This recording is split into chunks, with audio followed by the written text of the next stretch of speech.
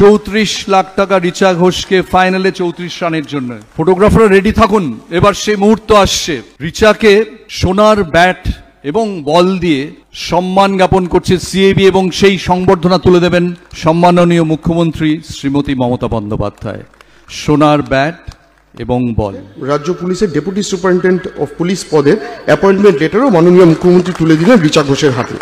একটি অতি সুন্দর সোনার চেন মাননীয় মুখ্যমন্ত্রী পরিয়ে দিলেন। একটু দাঁড়িয়ে সবাই যদি একটু করতালি দেন, একটা দারুণ মুহূর্ত। বঙ্গভূষণ পেলেন, চাকরি এবং সোনার চেন রাজ্য সরকারের পক্ষ থেকে একগুচ্ছ উপহার মুখ্যমন্ত্রী রিচার জন্য। বঙ্গভূষণ ট্রফিটি এবার মাননীয় মুখ্যমন্ত্রী তুলে দিলেন। অর্থাৎ সিএবির এত উপহার এবং তারপরে রাজ্য সরকারের পক্ষ থেকে স্বয়ং মুখ্যমন্ত্রী তুলে দিলেন একগুচ্ছ উপহার এবং সম্মাননা রিচার হাতে। এবার রিচার পালা। রিচা কয়েকটা প্রশ্নের উত্তর দিতে হবে, সবাই শুনতে চায়। প্রেস মিডিয়ায় এত বন্ধু আছেন, এতদিনে আমি জানি সবাই ফোন করেছেন আপনাকে, আপনার পরিবারকে। কিছু প্রশ্ন একটু উত্তর দিতে হবে। একটা মাইক্রোফোন কি আমরা পেতে পারি? এটা হ্যান্ড মাইক্রোফোন। রিচা যদি একটু সামনে আসো তাহলে ভালো হয়, সবাই দেখতে পায় তা তোমাকে। একটা হ্যান্ড মাইক্রোফোন যদি দেন কেউ।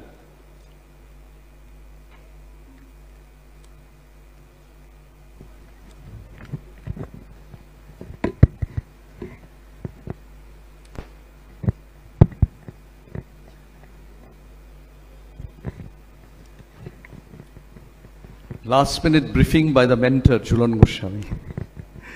রিচা, এই যে তোমাকে ঘিরে এত কিছু ঘটছে, কালকে শিলিগুড়িতে ওপেন জিপ রাইড, এখানে স্বয়ং মুখ্যমন্ত্রী বসে আছেন, সম্মান জানাচ্ছেন, এত সব মানুষ, বিশিষ্ট মানুষ, সৌরভ গঙ্গোপাধ্যায়, ঝুলন গোস্বামী, এই চারপাশে যা ঘটছে গত 7 দিন ধরে, কি মনে হচ্ছে?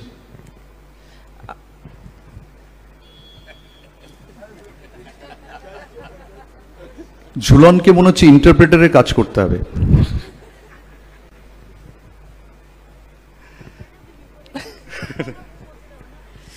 প্রথমে বলি মাননীয় মুখ্যমন্ত্রীকে আমার তরফ থেকে ধন্যবাদ, সৌরভ স্যারকে থ্যাংক ইউ স্যার, জুলদি অ্যান্ড অফিস বেরিয়ে অ্যান্ড যারা যারা আছেন থ্যাংক ইউ সো মাচ। এবার বলো প্রশ্ন।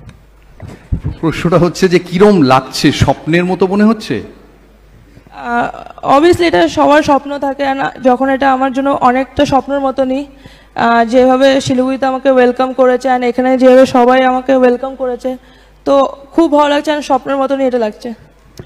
রিচা, তুমি প্রত্যেকটা বড় ম্যাচে, পাকিস্তান ম্যাচের সবাই তোমার ফাইনালের ইনিংসের কথা বলছে, কিন্তু পাকিস্তান ম্যাচ জেতার পেছনেও তোমার একটা খুব ইম্পর্টেন্ট ইনিংস ছিল। যখনই আন্ডার প্রেশার তখনই তুমি খুব ভালো খেলেছো।